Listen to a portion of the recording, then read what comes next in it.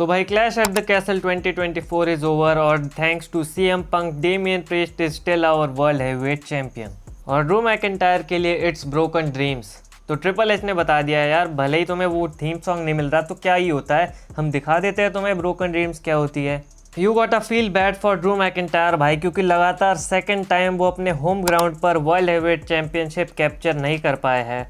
2022 के पेपर ऊपर solo Sikoa ने अपना डेब्यू किया था और उन्होंने रोमन रेंस की हेल्प करी थी ड्रू मैकिंटायर को डिफीट करने में, और इस बार सीएम पंक ने इंटरफेयर करके डेमियन प्रीस्ट को अपना टाइटल रिटेन करवाया। और भाई इससे ज़्यादा बुरी बात तो है कि वहाँ पे कुछ लोग ऐसे थे जो इतना सब होने के बाद भी सीएम पंक को चैंट कर रहे थे। I am sure Drew McIntyre CM Punk से ज़्यादा उन फैंस पर गुस्सा होंगे।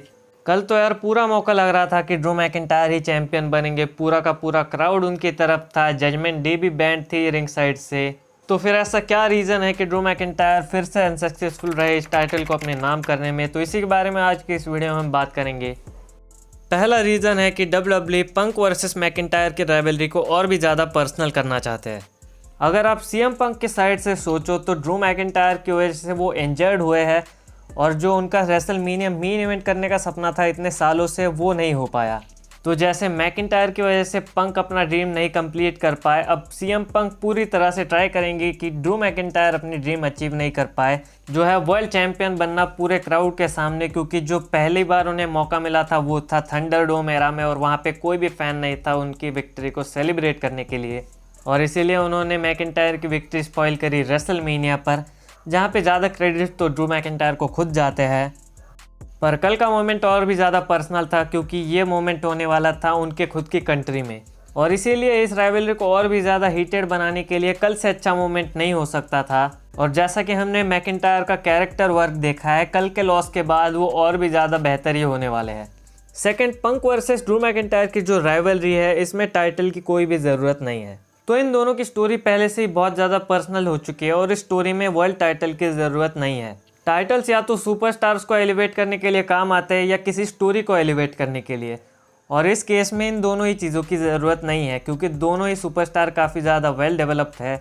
Third, Damian Priest as a champion. तो जब से डेमियन प्रीस्ट चैंपियन बना है, WWE ने जजमेंट डे की स्टोरी को भी काफ़ी ज़्यादा इंटरेस्टिंग बनाया है। डेमियन प्रीस्ट एक फाइटिंग चैंपियन बनना चाहते हैं और वो सबको ये प्रूव करके दिखाना चाहते हैं कि उन्हें जजमेंट डे की ज़रूरत नहीं है इस टाइटल को अपने साथ रखने के लिए। और यही चीज़ clash at the castle paper पर भी हुई। भले ही सीएम पंक ने इंटरफेयर किया हो, बट जजमेंट डे का तो कोई मेंबर नहीं था वहाँ पे, और अब लग रहा है कि WWE इसी के साथ Finn Balor versus Damian Priest की स्टोरी पर कंटिन्यू करेंगे। Fourth, Gunther versus Damian Priest. तो King of the Ring tournament जीतकर गुंथर ने तो अपनी जगह बना ली है समर स्लैम कार्ड पर वर्ल्ड हैवीवेट चैंपियनशिप के लिए, और अगर मैकिंटायर प्रीस्ट को डिफीट कर देते तो हमें गुंथर वर्सेस मैकिंटायर देखने मिलता समर स्लैम पर। तो फिर सीएम पंक का क्या होता, क्योंकि WWE के प्लान्स तो पंक वर्सेस मैकिंटायर के चल रहे थे कितने टाइम से। भले ही Gunther versus Damian Priest on paper ज़रा अनइवन लगता है, बट एक नई चीज़ है क्योंकि मैकिंटायर वर्सेस गुंथर तो पहले भी बहुत बार हो चुका है। और एक पॉसिबिलिटी ये भी है कि मनी इन द बैंक का विनर जो भी बने इस साल वो इस स्टोरी में इन्वॉल्व हो जाए। मोस्ट प्रोबेबली ये हो सकता है फिन बैलर या जे ऊसो।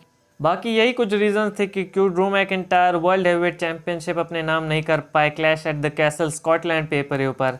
आपके क्या थॉट्स है इस टॉपिक पर हमें कमेंट करके बताना, और ऐसी रेसलिंग रिलेटेड वीडियोज़ के लिए चैनल को सब्सक्राइब कर देना। Thank you for watching.